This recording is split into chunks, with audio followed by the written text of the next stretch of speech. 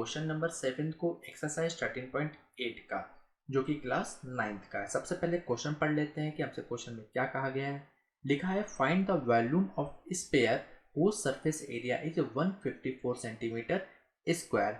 मतलब क्या, एक कोई स्फीयर है, उसका सरफेस एरिया हम लोग को गिवन है और हमसे कह रहा है कि वॉल्यूम, आप बताइए कि वॉल्यूम क्या आएगा। तो स्टूडेंट्स, मैं आपसे कहना चाहूँगा कि इस प्रकार के क्वेश्चन की जरूर प्रैक्टिस करिए, क्योंकि ये क्वेश्चन एक प्रकार से और ड्राइव हो सकता है। या तो आपसे इस क्वेश्चन में ये दिया जा सकता था कि वॉल्यूम आपको गिवन होगा और कहेगा सरफेस एरिया फाइंड करो क्या होगा, या फिर इस क्वेश्चन में हमें सरफेस एरिया दिया गया है और आपसे वॉल्यूम पूछा जा रहा है। तो इस प्रकार के क्वेश्चन मोस्टली पेपर में, एग्जाम में रखे जाते हैं, तो आप इन क्वेश्चन की ज़्यादा से ज़्यादा प्रैक्टिस करिएगा।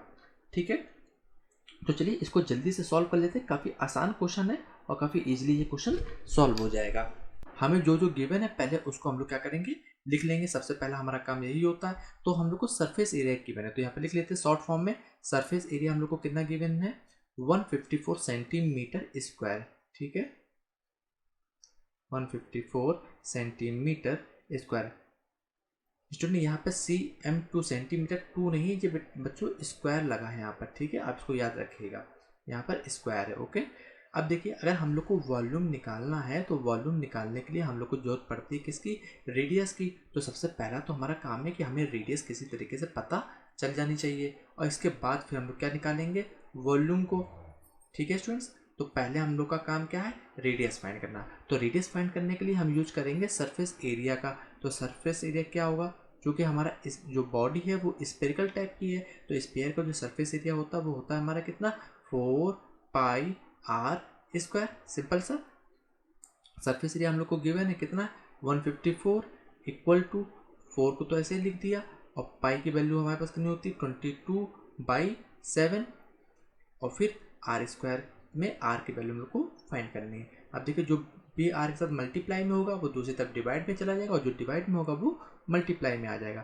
तो आर स्क्वायर इक्वल टू कितना मिला, देखिए 7 आर स्क्वायर साथ डिवाइड में था, तो दूसरी तरफ जब जाएगा 154 के पास तो किस में आ जाएगा, मल्टीप्लाई में, और 22 आर स्क्वायर के साथ मल्टीप्लाई में था तो यहाँ पर आ जाएगा डिवाइड में। ओके स्टूडेंट, तो यहाँ पर 22, फिर देखिए 4 भी हमारा मल्टीप्लाई में था तो 4 भी डिवाइड में आ जाएगा। अब 22 से 154 कैंसिल आउट हो जाएगा, हमारे पास बचेगा कितना, 7, क्योंकि 22 7 जा होता है 154।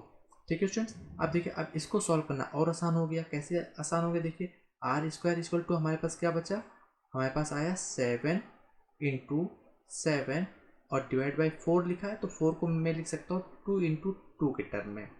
ओके स्टूडेंट्स, अब देखिए स्क्वायर लगा है, स्क्वायर जब हटाएंगे तो दूसरी तरफ हमारा क्या चढ़ जाएगा, स्क्वायर रूट। तो यहाँ पर चढ़ा दिया हम लोग ने इसके ऊपर स्क्वायर रूट।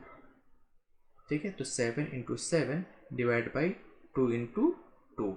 ठीक है, और आपको प्रॉपर्टी पता होगी, अगर स्क्वायर रूट के अंदर अगर पेयर में बन जाता है तो पेयर स्क्वायर रूट को कैंसिल आउट कर देता है, केवल एक ही पॉइंट, फिर हमारा एक ही डिजिट बचता है। तो आर इक्वल टू देखिए 7 7 का पेयर बन गया, तो 2 पेयर आए, तो केवल सॉरी एक पेयर है जिसमें 2 नंबर है हमारे पास, तो केवल एक ही नंबर हमारा बाहर निकल के आएगा। फिर अपॉन अपॉन 2 नंबर थे, पेयर में था तो पेयर स्क्वायर रूट को कैंसिल आउट कर देगा और केवल एक ही नंबर हमारे पास बचेगा। अब जब 2 का भाग देंगे साथ में, ठीक है, तो हमें जो आर की वैल्यू मिलेगी वो कितनी मिलेगी, आर इक्वल टू 3.5 सेंटीमीटर।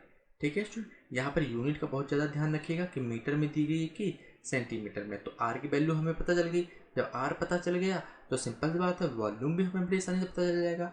तो स्पेयर का वॉल्यूम क्या होता है, वॉल्यूम इक्वल टू, अगर आपको याद हो तो स्पेयर का वॉल्यूम होता है 4/3 पाई आर क्यूब। आपको याद होगा, अब तक याद हो गया होगा क्योंकि हम लोगों ने कई सारे क्वेश्चन इसमें लगा चुके हैं। तो 4/3 और पाई की वैल्यू कितनी होती है अगर आपको याद हो, तो पाई की वैल्यू आप लोग 3.14 भी पुट कर सकते हैं और 22/7 भी पुट कर सकते हैं। मैं यहाँ पर 22/7 पुट कर रहा हूँ क्योंकि आर की जो वैल्यू है वो बहुत अच्छी वैल्यू हमें यहाँ पर मिली है, तो वो 7 से बड़ी आसानी से कैंसिल आउट हो जाएगी। तो आर की वैल्यू को हम लोग यहाँ पर लिख ले रहे हैं 3 बार। अब यहाँ पर जगह नहीं बची तो मैं यहाँ पर नीचे साइड लिख दे रहा हूँ। ठीक है बच्चों, अब देखिए कैसे 7 से 3.5 कैंसिल आउट हो जाएगा और हमारे पास बचेगा 0.5। अब जो जो नंबर बचा उसको हम लोग यहाँ पर जल्दी से लिख लेते हैं। हमारे पास क्या क्या बचा, 4 बचा इंटू 22, फिर अगेन इंटू 0.5 और फिर हमारे पास कौन सा नंबर बचा, इंटू 3.5 इंटू 3.5 और पूरे के डिवाइड में कितना 3। ठीक है स्टूडेंट, अब आपको केवल इसका मल्टीप्लाई करना है और मल्टीप्लाई करने पे जो आपकी वैल्यू बचेगी वो उसे डायरेक्ट मैं यहाँ पर लिख दे रहा हूँ, क्योंकि यहाँ पर जगह की वैल्यू काफ़ी कम बची है जगह। ठीक है, तो मैं डायरेक्ट मल्टीप्लाई जो करके मैंने निकाला था तो मेरा जो आंसर आया था उसको मैं यहाँ पर बताता हूँ आपको। तो जब आप इस पूरे नंबर को सॉल्व कर लेंगे तो सॉल्व करने पे जो आपको वैल्यू मिलेगी वो आएगी 179.66 सेंटीमीटर क्यूब। ओके स्टूडेंट, तो आपकी वॉल्यूम की जो वैल्यू थी वह आप लोगों ने फाइंड कर लिया 179.66। अगर स्टूडेंट्स कोई भी अगर आपको डाउट लगे तो कमेंट करके आप हमें ज़रूर बताइएगा, या फिर किसी प्रकार की अगर कहीं नंबर में अगर आपको मिस प्रिंट लगे तो आप हमें कमेंट कर दीजिएगा, मैं उसको करेक्शन को सही कर दूंगा। ठीक है स्टूडेंट, तो चलिए फिर अब मिलते हैं नेक्स्ट क्वेश्चन पे और देखते हैं इस नेक्स्ट क्वेश्चन को कैसे सॉल्व किया जाएगा।